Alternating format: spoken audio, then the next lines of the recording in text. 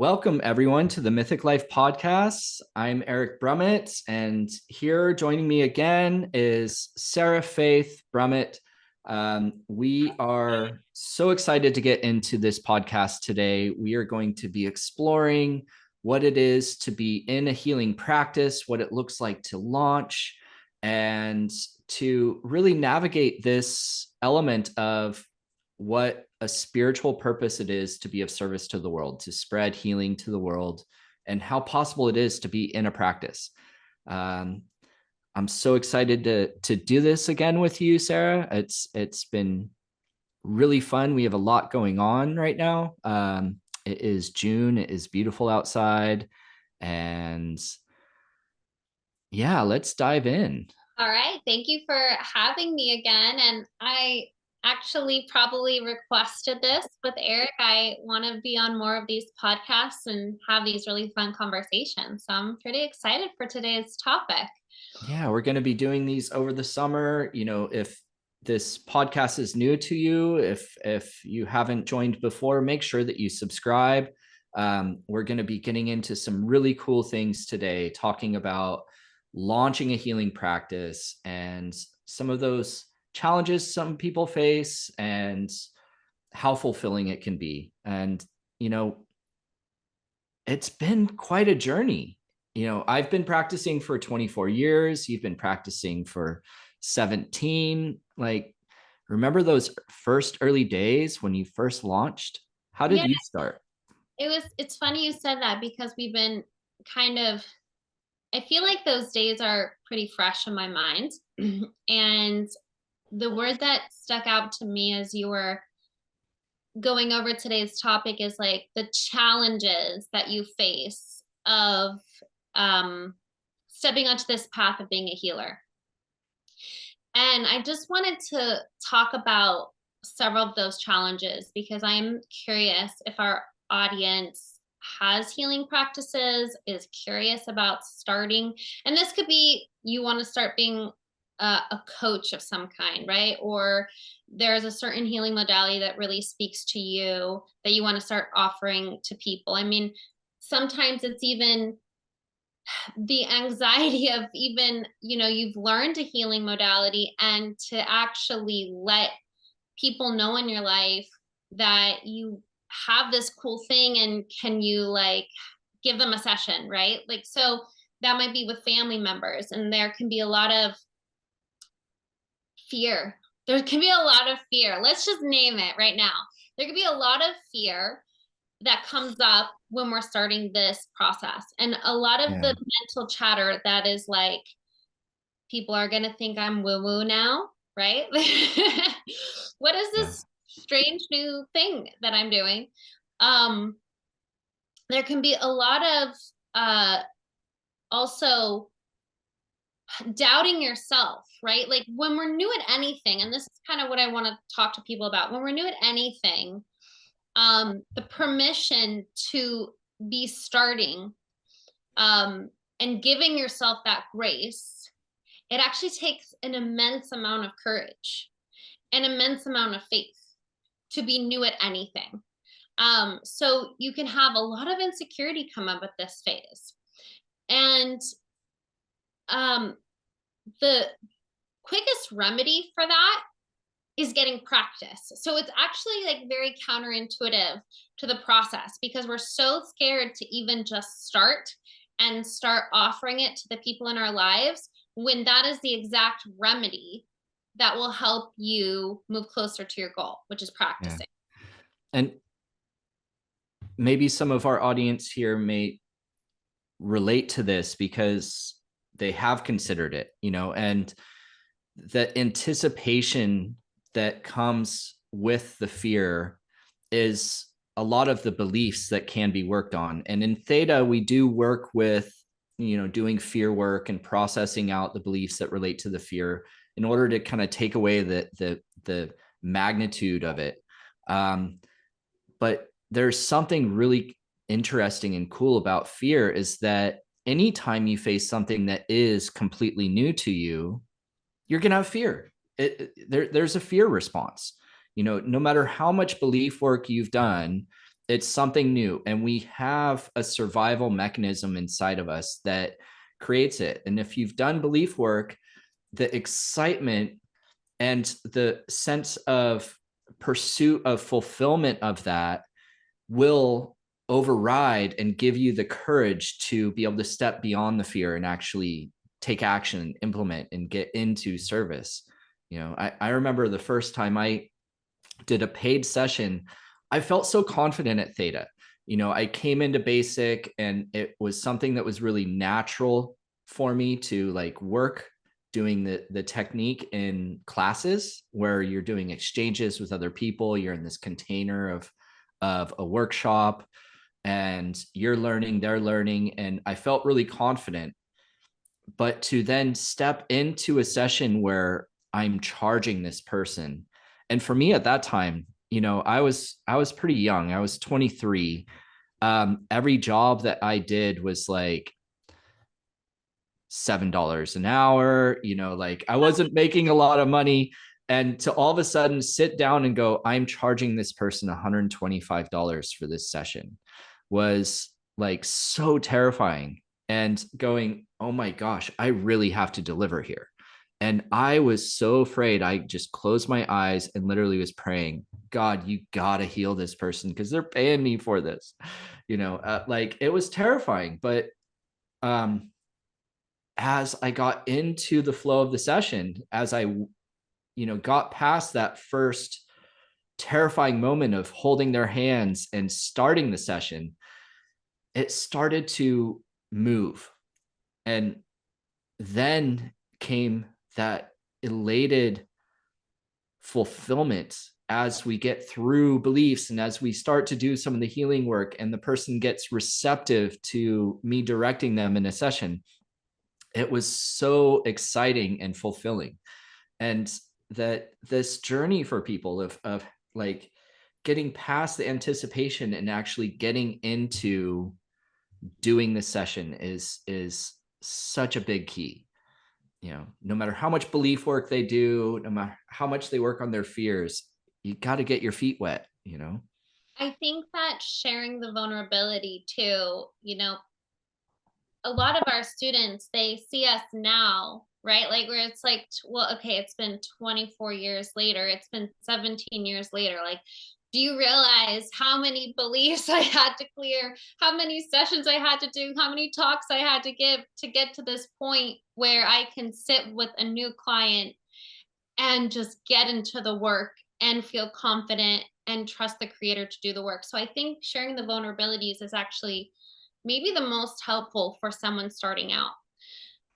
So I think, in reflecting on that, a lot of it comes down to the practice piece, which I've already mentioned. And when we have to pair the practice with the work on self. And that's kind of what I love about being on this healer's path, which is a very spiritual journey. So if I were approaching it as without recognizing that I'm growing through this process, I would be missing a very huge and relevant part of being a healer. So I think inherently we need to kind of take a step back and remember that we're showing up to the work in session, and we're also showing up to the work outside of session. And there's nothing that's going to make you grow more than actually doing the work. Yeah. So, sometimes we get to this place in our life where we get in our own comfort zone and we have a calling in our heart and we feel like we want to do more. And we actually, like in our theta healing groups, we have classes and we have students that do exchanges. And we're seeing some results with these people. But the idea and the concept of actually taking that professional step and launching it brings up a lot of, I think, almost primordial fear, like what we're saying, that survival level. Yeah. It challenges you in such a deep and profound way. And what's beautiful about that is that when you're on this spiritual practice and you're really learning how to allow Creator to do the work, it can be graceful. And so what I have been cherished over the years is like how my learning lessons have softened and have actually become gentle and loving. And the more that I am working on myself and the more that I am connected to Creator's energy and really seeing that we can learn through love and we can learn through this gracefulness and this kindness, and showing my clients that it's a huge spiritual expansion to be in service. So I kind of think showing up to sessions and taking that step to me is such a graceful way of being on this spiritual journey. You know, I really hear two big things in that. One is absolutely, like, as practitioners, as healers, we are working on ourselves in between sessions. We're not just being of service to the world. We are also still growing and healing ourselves. And that you can't always get to all of your beliefs by anticipating them. You have to get through an experience in order to bring up the next layer. You know, actually getting into the work can start to stir up that next level of beliefs. And as you work with people, you know, I really have learned and grown more through my clients and students than from my teachers. Honestly, my practice has been my greatest teacher and avenue of so many things I've learned. And it has also given me a lot of reflection. And this is the thing about session dynamics, right? Like, you are attracting people that come and they have their issues, they have their beliefs, they have their personalities. And then you're working with that from your personality. So wherever you are in your own growth, your own personal development, it's going to have a degree of reflection from your client. And you're going to get the chance of getting to your own growth and healing by healing other people, which can be so cool. You know, the other piece to that I was kind of picking up there from you is the two places that I think people run into a lot of challenges. Number one, the fear that we just touched on. Number two is the sense of, am I good enough? I don't know. Can I get the results? Yeah. Right. And they're used to getting a certain kind of result by working with, you know, a fellow classmate and doing an exchange, or wanting to try it out with a friend or a family member.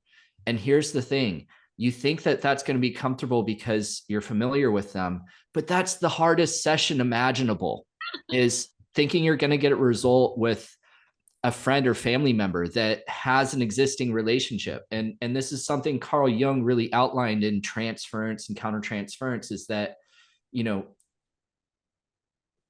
to get a result with a family member, they have to accept me as a healer instead of their family member, right? Like, are they spending time with their son or brother or father, right? Or are they having a healing session, you know? And that becomes kind of this hurdle, that the easiest session is actually the paid session. The greatest results you can get is actually being in a professional practice. And so many people think that they're not getting results and they're not good enough because they haven't taken that step of getting in with a client that is coming to them as a healer. And I think that's such a huge key, is there's so many healings that can be happening if people are willing to put themselves out there, you know. Love that.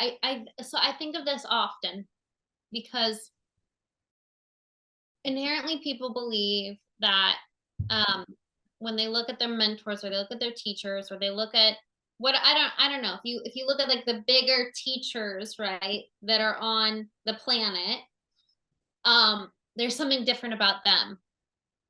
I can't do that. And I think about this so often of like, they started somewhere. Everyone started somewhere. And they would have never, I think about this with my teacher. If my teacher had never taken the risk to do the work and to start, I never would have received the help. And there are so many people, like if you have this calling in your heart, there are so many people waiting to receive the unique type of love, right? The unique type of healing that you have to give, that only you could give. So it's, to me, it's the greatest service that we can do is to take this step. Yeah. And to shine our light to the world. It does take an incredible amount of courage. And that's the other piece here that I think, you and I have had some really interesting conversations with, about a couple weeks ago, that to build courage takes encouragement from someone else. And I think when you asked me that question about my healing journey of taking the steps to being a healer, I was very different than you. I think I really needed that mentorship. And I personally do not think that I mean, maybe I'm totally wrong. Maybe I'm discounting myself. My mom thinks I was always very brave. I mean, I remember when I wanted to do this work and I approached this healing center that like was the local healing center. It was also like a tea shop, and they had sessions, and I just was like, hey, I want to be a practitioner here. And they like said, okay, come do a sample session. I did a sample session on, it was two brothers. Their dad owned the shop, but the two brothers were running it. I did a sample session on both of them, and they accepted me into the practice. And so essentially, if anyone asked about, hey, what's going on here? I want to do something, they would say, hey, we have all these different modalities, different healers, and they would just like match me with people. So I mean, I think maybe I discounted myself that I really was courageous, but I also had people in my life that were massively encouraging me and helping me overcome my own doubts. And like, when I think about if I never started, if I never took that step, number one, I have to say, it has been the best thing I've ever done for my own mental health. It has been the best thing I've ever done for my own personal growth. And the amount of people that have reflected the change and the healing that they received by working with me, it warms my heart. And so I just have to like come back to that of like what it means to do this work, and the types of exchanges that you're having on this planet, in this body, in this lifetime, of spreading more positivity, becoming the person that you're wanting to be. There's nothing that will help you become the person that you want to be faster. Yeah. Choosing to take part in this process. And part of the reason for that, I believe, is that God is graceful and caring and loving and gentle, and can be very gentle. But it also is an opportunity to grow. And it's a beautiful way to grow, by being a healer. So you're given so many opportunities, and they can be very big opportunities to actually grow as a person. So I don't know, to me, it's like a really heartfelt, passionate topic. There's so much need for healing in the world, and we need more encouragement for people to start this journey. Absolutely. And, for everybody listening, like maybe this is kind of tugging on your heartstrings a bit here. You're feeling that calling, you're hearing that message. you are really naturally gifted. Like, this is the awesome thing, is that everybody actually does have this talent. Anybody can be a healer. I remember working with a massage therapist, and I was talking to him of going, you're such an incredible healer. And he's like, I'll never claim being a healer. And I asked him why. He's like, because anything and anywhere can be a healing. That saying I'm a healer versus where a healing can come from are very different things. And I'm just a vessel. He was very humble about it. And I was really resonating with that and going, yes. And in that sense, everything is a healer. Like, it can be through anything. It could be through, lighting somebody up with a smile. It can be through a conversation that you have with a friend. It can be through a meal that you have and the food that you eat. Like, healing can come from anywhere. And yet, taking a place of actually being of service, implementing something that is a natural calling inside you. If you care about others, you are a natural healer. If there is a caring and a soft place in your heart, then there is an aspect to you that is a healer. And you have a gift. You actually do have, we're hardwired with intuition, and we are hardwired with abilities to both be intuitive and read, but also to heal. And this is what I love about theta healing, is that, anybody can learn tools and skills to be able to cultivate what is in their heart and what can build them. So, if you're listening to this and it speaks to you, check out our website, see what's going on. We have a lot of really cool things. We have healing circles so that you can really have an experience being a healer for yourself and being guided through the theta meditation. We have a lot of really cool events, and it's time. This place where you get to heal and work on yourself and go on this personal development. An aspect of that is to offer it to others as well. I was actually working with a client that she got to this place. We've been working for some time now, and we've gotten some amazing healing. And it feels like what's really going to complete her healing is her doing healing for others.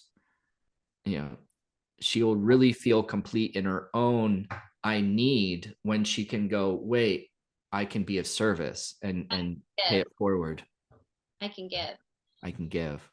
Yeah, I think that it's just like the ultimate change of consciousness, and it's a balancing act, because a lot of people that go through really tough life experiences are like the ones that are meant to be healers. Mm-hmm. And so there's a time where we need healing, but it's important to know that you've done enough healing, that you actually have cultivated enough love in yourself to actually give. And I think that there is a big shift when we can allow ourselves to go from I need to I can give. Yeah. And I can, and what happens too is, like, I know for myself that there's a point where if I haven't been in the work and I've been doing a lot of the business behind the scenes stuff, I'm gonna be less joyful. I'm gonna feel less connected. I'm gonna be a little cranky. But the moment that I can be giving, and of course, like in our practice, we're also in this theta state, which is inherently like I'm connected to source love energy, right? But it's also being in a space of service. My life gets better. My mood gets better. The things in my life majorly get put into perspective. I walk out the door with a smile on my face. So there is a lot to say in regards to service. And so this brings me to, I think, like our big topic to just end. I don't know, maybe we can end on this note because it's kind of a big one to tackle, but we need to talk about money. I do also have one other piece to this, because it's something I do hear from people of, oh, I'm not ready to be a healer for others because I'm still healing. Like I haven't healed myself. Um, and this is an archetype. It's a subconscious belief system that before I can heal somebody else, I have to heal myself first. Yeah. And it's not a truth. You can be of support to people before you're complete in healing yourself, and actually being of support to others creates the doorway to you finishing, you actually getting to completion sometimes. Well, I think it's like a mindset piece that when we always think there's a problem, we keep creating a problem. So as soon as we can, and this is where theta healing is brilliant. We really talk a lot about the psychology of how our amazing computer brain works. So sometimes we get really looped and stuck in a problem, stuck in an illness, stuck in trying to solve someone else's illness, stuck in what a hole in our life, a financial hole, whatever that thing is, that we almost use it as a constant excuse to stay in our comfort zone. And the moment that we help shift out of that and redirect all that powerful, immense energy that we have of being this being of light that has an immense magnetic field of creation, and we give it a direction, these things tend to actually wrap up in ways that you could never figure out how to solve. And once we could actually hand those things over to like our higher power, to source, and start focusing on moving forward and focusing on creating something in our life, that's when things actually start to move and change in like miraculous ways. So I would say I 100% agree with that. 100% Yeah. agree. And starting a practice does not have to cost a lot either, right? Like there's so many different designs to it. I've heard that too, like, oh, I need all of these things in place and to do this huge thing to get a practice out there. And it's like the starting point is actually quite simple. It can be really clean. And I think you wanted to bring up like the money side of it. Yeah. Money is always a thing that needs to be talked about when we talked about having a professional healing practice. I think it's a very valid conversation. Like exploring money, because there's many different aspects to that. It's like, oh, money corrupts the healing or gets in the way of it. And like, it's important to know that when you're giving, when you're of service, there needs to be an exchange of energy for them to actually take the healing in, for them to really claim it. And it is part of somebody becoming ready, is their own free will, right? They have to invest in their own healing. The practitioner, the healer is just a channel anyway. Like the healing's about the person receiving and being ready for that and being committed to it. And in I've that heard, exchange, like, at least in theta healing, if the healing comes from creator, the healing's free, right? But as a practitioner, the time that you've taken to learn the technique, to perfect the technique, to grow as a practitioner, the time you're taking to do the healing, those are the things that we charge for. So yes, I'm not doing the healing, creator's doing the healing is free, but those are the things that we charge for. And so that kind of helps put it in perspective too. When we know that we're not the healers, we know ultimately source energy is the healer. So how can I charge for something that's free, right? So I like to think of it sometimes like that. I love what you said about the exchange. I think energetic exchange is like such a huge topic in general when it comes to relationships. And so as a healer, understanding that having an exchange is actually really important, and it's an important part of the healing process. And as part of the healing, I think it's also a really good help, And then working on a lot of our beliefs around money. There's so many old genetic, religious, um, Cultural. survival beliefs. What'd you say? Cultural. Cultural beliefs about money. And if you go from one culture to another, we were in New York City I was in New York City for 12 years, I think. You were in New York City for 20 years. You go from neighborhood to neighborhood, street to street, you're going to find a different cultural belief about money. Yeah. So you can feel these beliefs get activated just by stepping into a new environment, and all of a sudden your money beliefs can get triggered, and you can notice what you believe about money by what thoughts start coming into your head, what sensations start coming into your body, and also watching your own spending habits. Watching what makes you feel anxious and tight, what makes you feel relaxed and happy, and how you relate to money. So all of those is coming from our wiring and our programming of how we relate to money in general. So this is like a global issue. This isn't just something that healers have to deal with. I remember my teacher saying the words, poverty is the greatest disease on the world.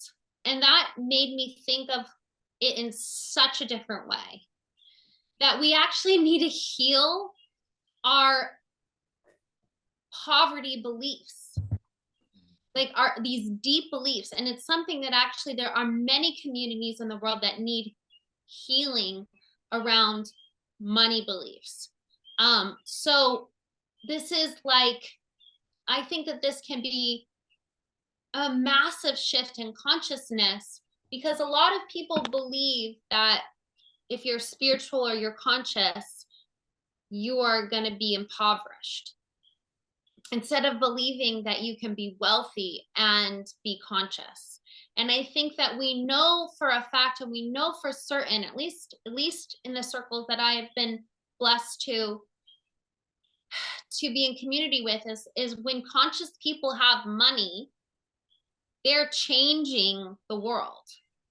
So I think that this is a really, really important topic to get into and to just name. Just because you do good work in the world, just because you do healing work in the world, doesn't mean that you're not going to have wealth. Absolutely. It is important to have that consideration with a practice. Is, what is the business model of it? It does need to be something that is not exhausting and draining and overstretching you. Like, I've known people that they're in their careers and then all their personal time is doing healing sessions on people, and it's like, where's the time in your life for you as well? Like, how to find balance to these things. Is everything in your life fulfilling a purpose? What would happen if people actually looked at what they invest in, what they spend time in, as something that is fulfilling a purpose? And if there is this caring in your heart, there is an intention and purpose of being of service, of creating change in the world. You're a healer, and that doesn't mean it's your only purpose. For me, I have so much sense of fulfillment learning and growing as a husband, as a father, learning about nature, and like working with, whatever it is, if it is, these spongy moths or gardening or in like plant food. Like, I mean, I have hobbies, I have things that are fulfilling aspects of my life that I invest time in, and I want to make sure that there's space for. And when I take too much of a break of being of service and doing sessions or teaching classes, I get depressed. Like, I need it. I actually need to be of service in the world, because it is spiritually connecting me. It's fulfilling an aspect of myself that is so important. And so if you're not designing your business model right, then you may be mischarging, you may be overcommitting, you may be scrambling and getting stuck in the business end of it instead of being in the service, or consumed into the service and not really looking at the business side of it. Like, it is the business of healing, it's they do need to go hand in hand. And this is where it's really helpful to have somebody that can guide you in what that design is, because I see so many people not do belief work on their mindset of how they perceive their practice when they think about it. They're not realizing that they have beliefs in their subconscious about everything, like, shift our mindset so that you're not coming at this from a place of being a martyr or self-sacrificing all the time and overcommitting and or not being completely invested in it and thinking that it doesn't have value. Yeah, so that gets into like the bit that's like, first there's launching, getting your feet wet as a healer, starting to see clients, wanting to build that client base, and then there's the next step, and Yeah. that's having the healing business. And it might be moving into doing more group work or teaching. It might be working with other practitioners. It might be getting like support, right? Like support on the business side of things. And that's like a whole big, wonderful, juicy topic that I think we should save for the Yeah. next podcast.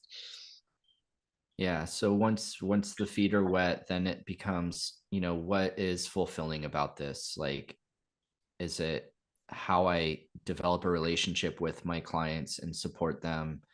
Is it how to package sessions together so that it's really fulfilling a journey for somebody and working through a series of things instead of one-off sessions and things like that?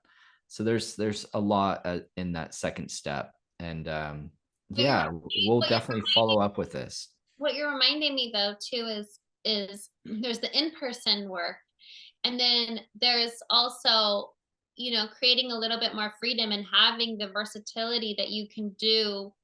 Well, back in the day was phone sessions or Zoom sessions.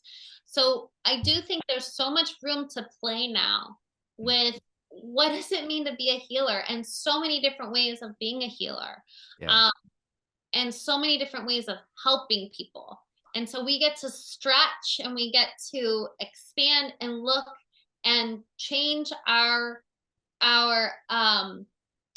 belief patterns, our limiting belief patterns of what that might look like, and then expand into how we can be the greatest of service and what lights us up the most. So there has to be kind of a congruency of the two, of how I can truly help and serve people, and also what lights me up, what lights my heart up, and where they intersect. Absolutely. That kind of creates the basis of the foundation of a practice. The other thing I want to mention too, because I talk to a lot of people. I do calls and help them really work on their practices. And the other thing is, sometimes we play the comparison game where we're comparing ourselves to our buddies, or we're comparing ourselves to our teachers or mentors or whatever it is. And we think that we have to offer what they're offering. But you may have a very unique gift that they don't do, that you're actually really comfortable doing. So this confidence piece, coming back to the confidence and really knowing that you can start with what you're really good at and offer that to people. It's going to help you take that step with confidence. So I just want to offer that kind of last piece to tie this in. The money piece is actually can be a very beautiful and sacred part of the healing. And so we can bless the money that we receive. We can bless it back to our clients, that it also creates more prosperity for them. We can bless it forward in our lives. There's a lot of really fun and cool things that we can do with the money that we have. And certainly changing the whole consciousness around money can be very helpful, which I think could be another podcast episode, Eric. Yeah. So a lot to follow up on. Sarah and I are going to be continuing these podcasts through the summer as a series. So I'm really excited to continue to explore these things. For everybody listening, make sure you subscribe to the podcast so that you get, notifications for them. And, if this is speaking to you, do check out our website. We do have, if you haven't trained in theta healing, we do have the foundational theta healing courses coming up, and a lot going on that you can get involved, you can get into the community with, and we want to support you in getting out there. So we are Mythic Life, free thinkers, deep feelers, courageous trailblazers. We own our myth with our vibes, how we think, feel, and act.